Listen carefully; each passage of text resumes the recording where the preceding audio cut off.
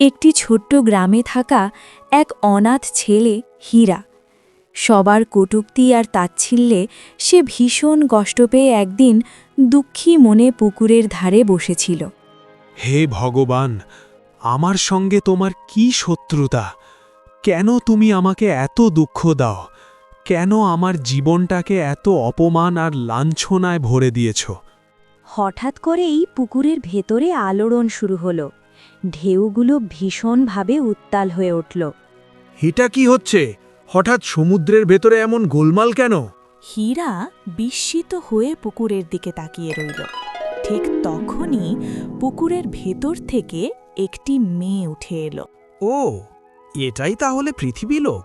তুমি তুমি কে? না, তুমি মানুষ হতে পারো না। ভয় পেও না, আমি মানুষই। তবে আমি আমার মায়াবী জগতের মানুষ, এই পৃথিবী লোকের নই। মায়াবী জগৎ? এমনও কি কোনো জগৎ হয় নাকি? আমাকে বোকা বানিও না। নিশ্চয় তুমি কোনো রাক্ষসী যে আমার গ্রামের লোকদের খেতে এসেছে। আরে বোকা মানুষ, তুমি কতটা নির্বোধ! একবার ভালো করে আমার দিকে তাকাও। আমাকে কোন দিক থেকে রাক্ষসী মনে হচ্ছে? তাহলে আমাকে এটা বলো, তুমি এই পানির ভেতর থেকে কিভাবে এলে? তোমাকে দেখে আমার খুব ভয় লাগছে। এই সমুদ্রের ভেতরেই আমার রহস্যময় গ্রাম। আমি সেখানেই থাকতাম, কিন্তু কোনো এক কারণে আমাকে সেখান থেকে পালিয়ে আসতে হয়েছে। পালিয়ে আসতে হয়েছে? তার মানে কি? তুমি কি কিছু ভুল করেছ? না না, কোনো ভুল করিনি। কিছু সমস্যার কারণে পালাতে হয়েছে। এটা একটা লম্বা গল্প, কোনো একদিন অবসরে তোমাকে বলবো। চলো, এখন আমাকে তোমার গ্রামটা দেখাও। এটা কি কথা? মানো না মানো, তুমি আমার অতিথি নাকি? আমি তো তোমাকে চিনি পর্যন্ত না। কেন আমি তোমাকে আমার গ্রাম দেখাবো? অযথা আমার ঘাড়ে ঝামেলা চাপাচ্ছ। দেখো, এই পৃথিবী লোকে এসে প্রথম মানুষ হিসেবে তোমাকেই দেখেছি, তাই এখানে আমার জন্য তুমিই আমার পরিচয়। আর কাকে বলবো? না বাবা না, আমি এই ঝামেলায় পড়ব না। আমি তো আমার বাড়ি যাচ্ছি।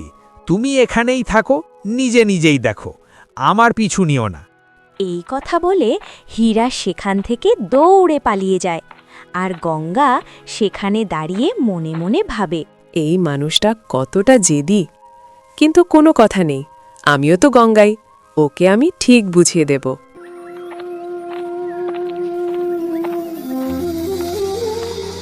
রাতে হীরা যখন নিজের ঘরে পৌঁছায়, দেখে গঙ্গা সেখানে তার অপেক্ষা করছে।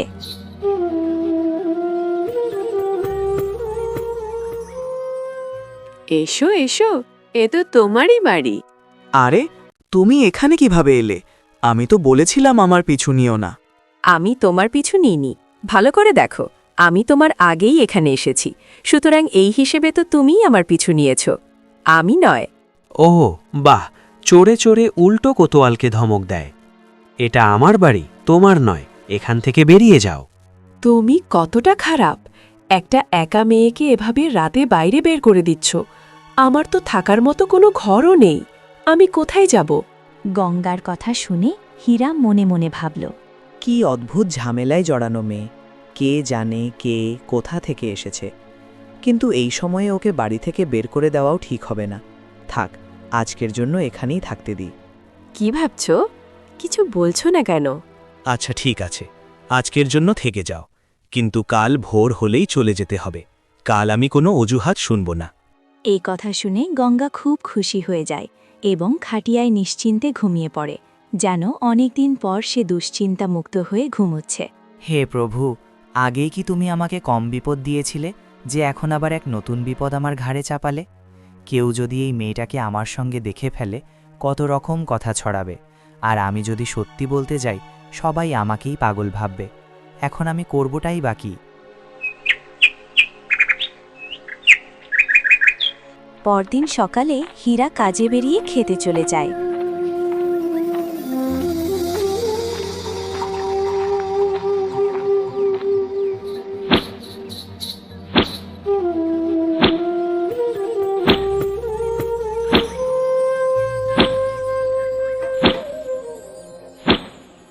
ঠিক তখনই তার বন্ধু বৈভব সেখানে এসে পৌঁছায়। কি ব্যাপার ভাই, সকাল সকালই চাষের কাজে চলে এসেছো? আজ তো বেশ ফুরফুরে লাগছো। না না ভাই, তেমন কিছু নয়। বাড়িতে মন লাগছিল না, তাই সূর্য ওঠার সঙ্গে সঙ্গেই কাজে চলে এসেছি। চলো, আমি তোমার সঙ্গে বাড়ি যাই। আজ আমরা দুই বন্ধু খুব আড্ডা দেব, মজা করব। শুধু তাই নয়, আজ আমি তোমার জন্য রান্নাও করব। মাফ করো বন্ধু, আজ আমি তোমাকে আমার বাড়িতে আমন্ত্রণ জানাতে পারছি না। কি হলো রে? আজ পর্যন্ত তো কখনো আমাকে তোমার বাড়িতে আসতে মানা করনি। সব ঠিক তো? বৈভবের প্রশ্নে হীরা ভীষণ অস্থির হয়ে মনে মনে ভাবতে লাগল। একে আমি কিভাবে বোঝাবো যে কেন ওকে আজ বাড়িতে আসতে মানা করছি? ওই মেয়েটা এখনো ঘর থেকে গেছে কিনা কে জানে। আমাকে তাড়াতাড়ি গিয়ে দেখে আসতে হবে। বৈভব যে কোনো সময় আমার বাড়িতে চলে আসতে পারে। এইসব ভাবতে ভাবতেই হীরা বাড়ির দিকে রওনা হয়। আরে ভাই, একটু দাঁড়াও তো। কোথায় যাচ্ছ? আগে আমার প্রশ্নগুলোর উত্তর তো দাও। হীরা দৌড়ে নিজের বাড়িতে চলে আসে। তখন সে দেখে গঙ্গা তার ঘর পরিষ্কার করছে। সেটা দেখে হীরা রাগের সঙ্গে বলে ওঠে, তুমি এখনো যাওনি? আর কে তোমাকে বলেছে আমার ঘর পরিষ্কার করতে?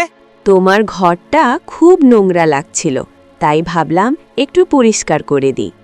এত ভালো সাজার কোনো দরকার নেই। চলো, এখনই আমার ঘর থেকে বেরিয়ে যাও।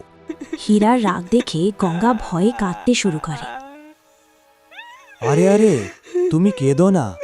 কাঁদবো না তো কি করব? তোমার মেয়েদের সঙ্গে কথা বলার শালীনতা নেই। এভাবে চেঁচিয়ে কেউ কি নিজের বাড়িতে আসা অতিথির সঙ্গে কথা বলে? আসলে আমি শুরু থেকেই একা। আমার নিজের ঘরে আমাকে ছাড়া আর কাউকে দেখার অভ্যেস নেই। একটা কথা বলি, তুমি কি শুরু থেকেই একা ছিলে? তোমার মা বাবা কোথায়? আমি তাদের সম্পর্কে কিছুই জানি না। সবাই আমাকে অনাথ অনাথ বলে ডাকে। আজ পর্যন্ত কেউই আমার বাবা মাকে দেখেনি। আচ্ছা, এসব কথা বাদ দাও। আমি তোমার মন খারাপ করতে চাই না। চলো, আজ তুমি আমাকে গ্রামটা ঘুরিয়ে দেখাও। না বাবা না, গ্রাম ঘুরতে চাইলে নিজেই ঘুরে নিও। কেউ যদি আমাকে তোমার সঙ্গে দেখে তাহলে তোমাকেও নিয়ে ঠাট্টা করবে, বলবে, দেখো এই অপয়া লোকটার সঙ্গে এই সুন্দরী মেয়েটাকে। কথায় কথায় কিন্তু তুমি আমার প্রশংসা করে ফেললে। ভালোই তো, আজ আমি তোমার কাছে সুন্দর লাগলাম। কাল পর্যন্ত তো আমাকে রাক্ষসী মনে হচ্ছিল। ওরা দুজন কথা বলছিল। ঠিক তখনই দরজার বাইরে বৈভব এসে হীরাকে ডাকতে থাকে।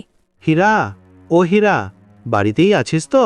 ঘরের ভেতরে হীরা ভীষণ অস্থির হয়ে গঙ্গাকে বলে, যেটার ভয় ছিল সেটাই হলো। আমি জানতাম বৈভব অবশ্যই বাড়িতে আসবে। শোনো, তুমি বাইরে এসো না। আর হ্যাঁ, গ্রামে ঘুরতে বেরোলে কাউকেই তোমার আসল পরিচয় বলবে না। আমি খেতে কাজ করতে যাচ্ছি। এই বলে হীরা ঘর থেকে বেরিয়ে আসে। বৈভব তাকে দেখে বলে, কি হয়েছে তোর? এত ঘাবড়ে কেন আছিস?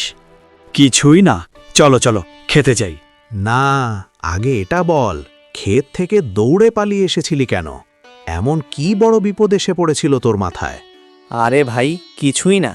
আমি তো শুধু দেখতে এসেছিলাম গ্যাসটা খোলা রেখে দিয়েছি কিনা। এই অজুহাত অন্য কারোর সামনে দিস। তোর স্বভাব আমার খুব ভালো করেই জানা আছে। নিশ্চয়ই তুই আমার কাছ থেকে কিছু লুকাচ্ছিস। চল না ভাই, এবার এসব কথা ছেড়ে দে। এইভাবে হীরা বৈভবের প্রশ্ন এড়িয়ে তার সঙ্গে খেতে চলে যায়। সেখানে গিয়ে সে গ্রামের সরপঞ্চের সঙ্গে দেখা পায়। কিরে হীরা, আজকাল দেখছি তুই বেশ কাজ ফাঁকি দিতে শুরু করেছিস। চা সাধা রেখে কোথায় পালিয়েছিলি? আমার হঠাৎ একটা জরুরি কাজ মনে পড়ে গিয়েছিল সরপঞ্চজি। আমি কাজ ফাঁকি দিই না, এটা তো আপনি জানেন। মনে আছে তো কাজ পাওয়ার জন্য কিভাবে আমার কাছে মিনতি করছিলি? আর এখন যখন আমি তোকে কাজ জোগাড় করে দিয়েছি, তখন আমার জন্য তোর ভাব বদলে গেছে। তা নয় সরপঞ্চজি, আপনি আমার খুব উপকার করেছেন। তার জন্য আমি আজীবন আপনার কাছে কৃতজ্ঞ থাকব। শোন, এখন এই জমিটা আমি জমিদারের কাছ থেকে কিনে নিয়েছি। তাই আজ থেকে তুই যত শস্য ফলাবি তার অর্ধেকেরও বেশি আমাকে দিতে হবে। তাছাড়া তুই তো অনাথ, একটা একা পেট আর কতই বা খাবে? জি সরপঞ্চজি, আপনি যা বলেন। এটা ভুল কথা সরপঞ্চজি। আপনি হীরার অসহায়তার সুযোগ নিচ্ছেন। ও কিছু বলে না বলেই কি আপনি ওর ওপর একের পর এক অত্যাচার চালিয়ে যাবেন? আমি কোনো অত্যাচার করছি না। এই অপয়াকে কেউই কাজ দিতে রাজি ছিল না। আমি তো বড় মনের পরিচয় দিয়ে ওকে কাজ জুটিয়ে দিয়েছি। এখন কি আমি নিজের লাভটুকুও নেব না? বৈভব, আমার জন্য তুমি সরপঞ্চজির সঙ্গে তর্ক করো না, নইলে উনি তোমাকেও গ্রাম ছাড়া করে দেবেন। উনি যা বলছেন ঠিকই বলছেন। আমি একা মানুষ, আর কতই বা খাবো? একবেলা ভাতেই তো আমার দিন চলে যায়। পরিবার না থাকলেও তোর অন্তত একটু বুদ্ধি তো আছে। চলো, এখন তোমরা দুজনেই কাজে লেগে পড়ো। আর কোনো আলসেমি চলবে না, নইলে আমার চেয়ে খারাপ কেউ হবে না। এই কথা বলে সরপঞ্চ সেখান থেকে চলে যায়। হীরা মন খারাপ করে চাষের কাজে লেগে পড়ে। তখন বৈভব তাকে জিজ্ঞেস করে, হীরা, একটা কথা বলতো, এই সরপঞ্চ আর গ্রামের কিছু লোক সব সময় তোকে এভাবে অসম্মান করে, ছোট করে কথা বলে, তবু তুই ওদের জবাব দিস না কেন? যখন নিজেরই ভাগ্য খারাপ, তখন অন্যদের দোষ দিয়ে কী লাভ? আমার কপালে তো মানুষের কটূক্তি শুনে বেঁচে থাকাই লেখা আছে। এভাবে কথা বলিস না বন্ধু, দেখবি একদিন তুই দুনিয়ার সব সুখ পাবি, সবাই তোকে ভালোবাসবে, আর তোর সব কষ্ট শেষ হয়ে যাবে। এসব শুধু কথার কথা বৈভব। আচ্ছা ছাড় এসব, কাজ শুরু কর, নইলে সরপঞ্চজি আবার এসে বকাবকি করবে। তারপর দুজনেই মন প্রাণ দিয়ে কাজে লেগে যায়। কাজ করতে করতে সন্ধ্যা নেমে আসে। হীরা, সন্ধ্যা হয়ে গেছে, চল এবার বাড়ি যাই। আমার একটু একা থাকতে ইচ্ছে করছে, আমার জন্য চিন্তা করিস না, রাত নামার আগেই বাড়ি চলে যাব। বৈভব চলে গেলে হীরা পুকুরের ধারে গিয়ে বসে পড়ে এবং দুঃখ ভরা মনে ভগবানের সঙ্গে নিজের মনের কথা বলতে থাকে।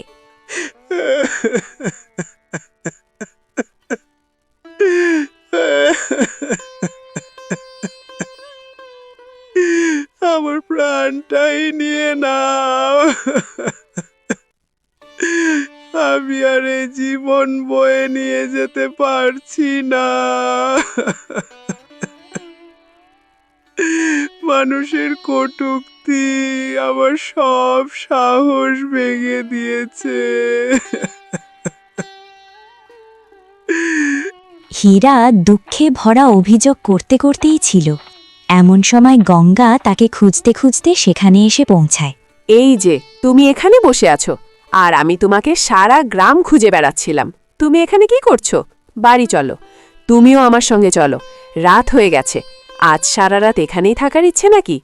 হ্যাঁ, জানি না কেন পুকুরের কাছে এলে আমার আপন মনে হয়। এখানে এলে একটা অদ্ভুত শান্তি পাই, তাই যখনই মন খারাপ হয় আমি এখানে এসে বসি। দেখছি এই পুকুরের সঙ্গে তোমার বেশ গভীর টান আছে। আচ্ছা বলো তো, তুমি এত দুঃখী কেন? কিছুই না গঙ্গা, আমাকে ছেড়ে দাও। এবার তো বলেই দাও, তুমি কে, কোথা থেকে এসেছো? আমি তো আগেই বলেছি, আমি এই পুকুরের ভেতর থেকে এসেছি। আমার জগৎ এই দুনিয়া থেকে একেবারেই আলাদা। সেখানে শুধু জাদু আর জাদু। আচ্ছা, আমি কিভাবে বিশ্বাস করব যে তুমি যা বলছো তা সত্যি? একদিন তুমি নিজেই আমার কথায় বিশ্বাস করবে। মন থেকে এই পুকুরে একবার ডুব দেবে, তখন তোমার সামনে আমার জগতে যাওয়ার পথ খুলে যাবে। আমার কোথাও যাওয়ার দরকার নেই, তুমি বাড়ি যাও আর আমাকে একা থাকতে দাও। না, তোমাকে ছাড়া আমি বাড়ি যাব না। হয় তুমি আমার সঙ্গে চলো, না হয় আমিও এখানেই থাকব। তুমি ভীষণ জেদি, জোর করে আমার পেছনে পড়ে আছো। আমি যেমনই হই, আপাতত তোমাকেই আমাকে সহ্য করতে হবে। এইভাবেই গঙ্গা নিজের জেদের জোরে হীরাকে বাড়ি যেতে রাজি করায়, আর দুজনেই হাসি খুশি মনে বাড়ির পথে রওনা হয়। বাড়িতে পৌঁছতেই গঙ্গা হীরাকে প্রশ্ন করতে শুরু করে। তুমি এখনো আমার প্রশ্নের উত্তর দাওনি। তোমার মন এত উদাস কেন ছিল? কেউ কি তোমাকে কিছু বলেছে? আমাকে আসলে আমার একাকিত্বটাই কুরে কুরে খাচ্ছে। প্রতিদিনের কটূক্তি, অনাথ হওয়ার যন্ত্রণা, এসব আর সহ্য হচ্ছে না। কখনো কখনো তো মনে হয় নিজের প্রাণটাই দিয়ে দিই। এমন অশুভ কথা বলো না। সবার জীবনেই সমস্যা থাকে, তাই বলে কেউ হাল ছেড়ে প্রাণ দেয় না। দাঁড়াও, আমি এখনই তোমার মন খারাপ দূর করে দিচ্ছি। আচ্ছা, আর সেটা কিভাবে? আজ আমি নিজের হাতে তোমার জন্য খুব সুস্বাদু খাবার বানিয়েছি। দেখো, আমার হাতের রান্না খেলে তোমার এই দুঃখী মুখটা সঙ্গে সঙ্গেই হাসিতে বদলে যাবে। বড় বড় কথা বলছো নাকি সত্যিই খাবার আনবে? সুস্বাদু খাবারের নাম শুনেই তো আমার ক্ষুধা বেড়ে গেছে।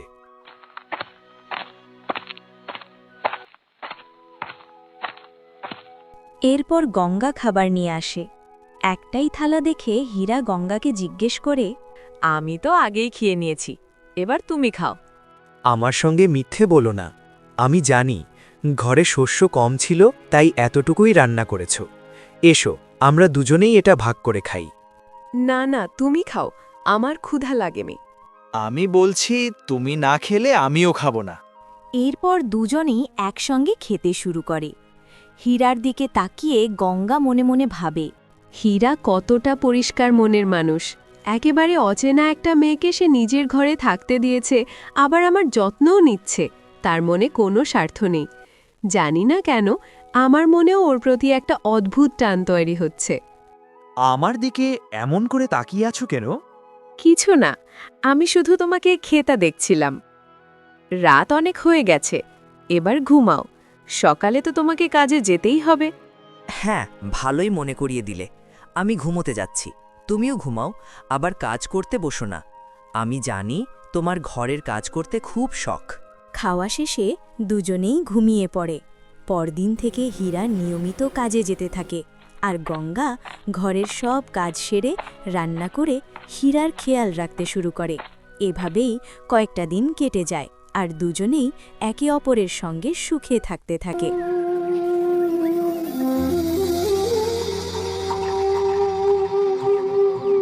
গঙ্গা, একটা কথা বলি? হ্যাঁ, বলো না, কি কথা? তোমার আসার পর থেকেই আমার জীবন পুরো বদলে গেছে। মনে হচ্ছে আমার জীবনের শূন্যতাটা ভরে গেছে। এখন তো আমার ভয় লাগছে, যেদিন তুমি আমাকে ছেড়ে নিজের জগতে চলে যাবে, সেদিন আমি নিজেকে কিভাবে সামলাবো? চিন্তা করো না, আমি এখানেই থাকব। এমনিতেও আমি আর আমার জগতে ফিরে যেতে চাই না। সত্যি গঙ্গা? তুমি কি আমার সঙ্গে মজা করছো না তো? আজ আমি ভীষণ খুশি। আমি এখন খেতে কাজ করতে যাচ্ছি। সন্ধ্যা পর্যন্ত তুমি আমার জন্য অপেক্ষা করবে। বাড়ি ফিরে এলে তোমাকে একটা বিশেষ কথা বলবো। এমন কি বিশেষ কথা? বলো না, সন্ধ্যা পর্যন্ত আমার অপেক্ষা সইবে না। না না, এখন নয়, সন্ধেতেই বলবো। তুমি একটু ধৈর্য ধরো, এখন আমি যাচ্ছি। খুশিতে ভরপুর হীরা খেতে চলে যায়। কাজ করতে করতে সে মনে মনে ভাবে, আজ আমি গঙ্গার জন্য একটা সুন্দর উপহার নিয়ে যাব, আর ওকে আমার মনের কথা বলবো। হে ভগবান, আজ তুমি সত্যি আমাকে অনেক বড় সুখ দিয়েছ। কাজ করতে করতে সন্ধ্যা নেমে আসে, আর হীরা উৎকণ্ঠা নিয়ে বাড়ির পথে রওনা হয়। গঙ্গা, তুমি কোথায়? দেখো, আমি তোমার জন্য ফুল এনেছি। গঙ্গা, তোমার কোনো সাড়া কেন পাচ্ছি না? মনে হচ্ছে তুমি অন্য ঘরে ঘুমিয়ে পড়েছ। হীরা সারা ঘর খুঁজে দেখে, কিন্তু গঙ্গাকে কোথাও পায় না। হে ভগবান, গঙ্গা কোথায় চলে গেল? সে কি নিজের জগতে ফিরে গেছে? আমি তো এখনো ওকে আমার মনের কথা বলতেই পারিনি। এখন আমি কি করব? হীরা ব্যাকুল হয়ে পুকুরের ধারে ছুটে যায়।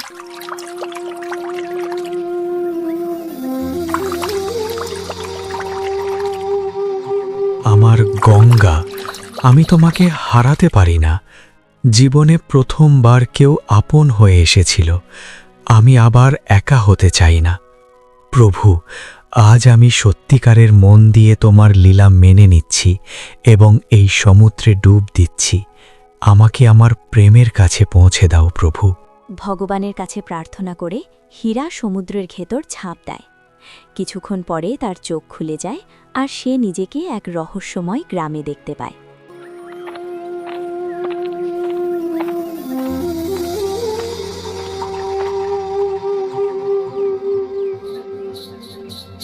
তুমি কে? আর তুমি অজ্ঞান হয়ে পড়েছিলে কেন? এই তো সেই রহস্যময় গ্রাম যার কথা গঙ্গা বলতো। তুমি গঙ্গাকে কিভাবে চেনো? সত্যি সত্যি বলো, তুমি কে? আমি অন্য এক জগৎ থেকে এসেছি। আমাকে গঙ্গার সঙ্গে দেখা করতে হবে। আচ্ছা, এখন আমি বুঝতে পারছি। গঙ্গা যখন থেকে এখানে ফিরে এসেছে, সে শুধু তোমার কথাই বলে। তুমি হীরাই তো? হ্যাঁ, আমার গঙ্গা কোথায়? আমাকে তাড়াতাড়ি ওর কাছে নিয়ে চলো। হ্যাঁ হ্যাঁ, চলো, সে অনেক দিন ধরেই তোমার অপেক্ষা করছে। বিক্রম হীরাকে সঙ্গে করে নিজের বাড়িতে নিয়ে যায়।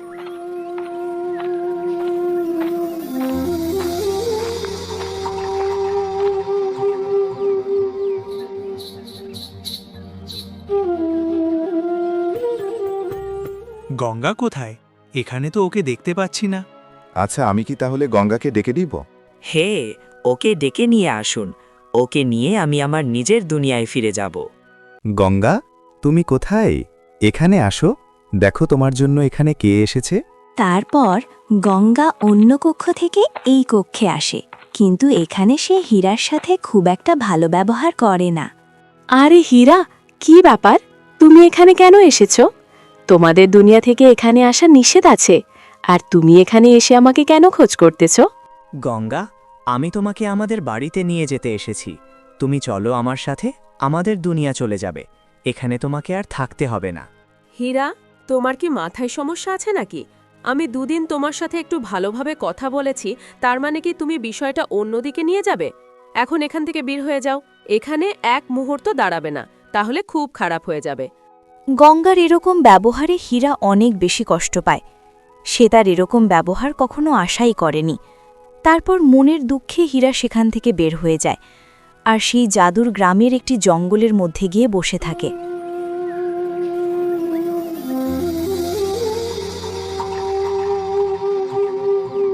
এই নারী জাতিকে বিশ্বাস করতে নেই। এরা সব সময় ছলনা করে। আমাকে কত বড় ধোকাটাই না দিল। এখানে কি কেউ নেই? আমাদের মুক্ত করো এখান থেকে। এখানে কি কেউ নেই? আমাদের মুক্ত করো এখান থেকে। আরে বাপরে, এই জাদুর গ্রামে কি যে হয় কিছুই বোঝে আসে না। কোথা থেকে যে কিসের কিসের আওয়াজ আসে। এরপর সন্ধ্যা হয়ে যায়। হীরা কোথাও না গিয়ে সেখানে ঘুমিয়ে পড়ে। তার কিছুক্ষণ পর দেখা যায় সেখানে গঙ্গা আসে। গঙ্গা এসে ইরাকে ঘুম থেকে জাগিয়ে তোলে। কি ব্যাপার, তুমি এখানে কেন এসেছ? একবার অপমান করে কি মনের স্বাদ মেটেনি? আবার কি অপমান করতে চলে এসেছ? প্লিজ আমাকে একটু একা থাকতে দাও। হীরা, তোমার সাথে আমি বাজে ব্যবহার করেছি, এটার জন্য আমি দুঃখিত। কারণ আমি যদি বিক্রমের সামনে তোমার সাথে ভালো ব্যবহার করতাম, যদি বলতাম যে আমি তোমার সাথে প্রেম করি, তাহলে সে তোমাকে এখানেই মেরে ফেলত। তুমি আমার সঙ্গে চলো, আমি তোমাকে তোমাদের গ্রামে ফিরে যাওয়ার পথ দেখাবো। তুমি এখান থেকে চলে যাও, নয়তো ও তোমাকে বাঁচতে দেবে না, ও তোমাকে মেরে ফেলবে। আচ্ছা, তোমাদের এই জাদুর নগরীতে সবকিছু কি জাদুর মতো চলে? আমি দেখলাম যে ওদিক থেকে কিসের জন্য আওয়াজ আসলো, কিন্তু কাউকে দেখতে পেলাম না। একজন বৃদ্ধা বলতেছে যে আমাদেরকে এখান থেকে বাঁচাও, এখান থেকে মুক্ত করো। কি বলছো তুমি? সত্যিই শুনতে পেয়েছো? কোন দিক থেকে শুনতে পেয়েছো? আমাকে দ্রুত বলো। আমার বাবা এবং মাকে ওই বিক্রম কোথায় যেন বন্দি করে রেখেছে। আমি নিশ্চিত এরা আমার বাবা মা। চলো আমরা ওদিকে গিয়ে আমার বাবা মাকে আগে মুক্ত করি। তারপর তারা দুজন সে শব্দের উৎসকে লক্ষ্য করে এগোতে থাকে। যেতে যেতে তারা একটি গুহার সামনে পৌঁছে যায়। তারপর তারা দুজন সেই গুহার ভেতরে প্রবেশ করে। গুহার ভেতরে প্রবেশ করতে তারা গঙ্গাবার বাবা মাকে পেয়ে যায়। আচ্ছা গঙ্গা, আমাকে একটা কথা বলো তো, ওই বিক্রম তোমার বাবা মাকে বন্দি করেছে এবং অনেক আকাম কুকাম করতেছে। তোমাদের গ্রামের কেউ কি ওকে কিছু বলে না? আমাদের গ্রামের কারও এত শক্তি নেই যে ওর সাথে লড়তে পারবে, কারণ ওর কাছে এটা জাদুর খড়া রয়েছে, যেটা ওর হাতের মধ্যে পরানো থাকে। যতক্ষণ পর্যন্ত এটা তার হাতে থাকবে, ততক্ষণ পর্যন্ত ওর সাথে কেউ সুখ দিতে পারবে না। ও আচ্ছা, এ ব্যাপার। তাহলে আজ রাতে আমি ওকে দেখে নেব। তারপর রাতের বেলা হীরা নীরবে বিক্রমের কক্ষে প্রবেশ করে। বিক্রম যেখানে শুয়েছিল তার পাশেই ওই চাদর খড়াটা রাখা ছিল। হীরা চুপি চুপি সেটা উঠিয়ে নেয়। সেটা উঠিয়ে নিতে বিক্রমের ঘুম ভেঙে যায় এবং বিক্রম সেটা নেওয়ার অনেক চেষ্টা করে, কিন্তু হীরা তাকে সেটা দেয় না। পরবর্তীতে সেই ঘোড়ার জাদুর শক্তিতে বিক্রমের স্মৃতি নষ্ট হয়ে যায়, আর সে একদম বাচ্চাদের মতো হয়ে যায়। এভাবে পুরো গ্রাম বিক্রমের হাত থেকে রক্ষা পায় এবং সবাই সুখে শান্তিতে বসবাস করতে শুরু করে।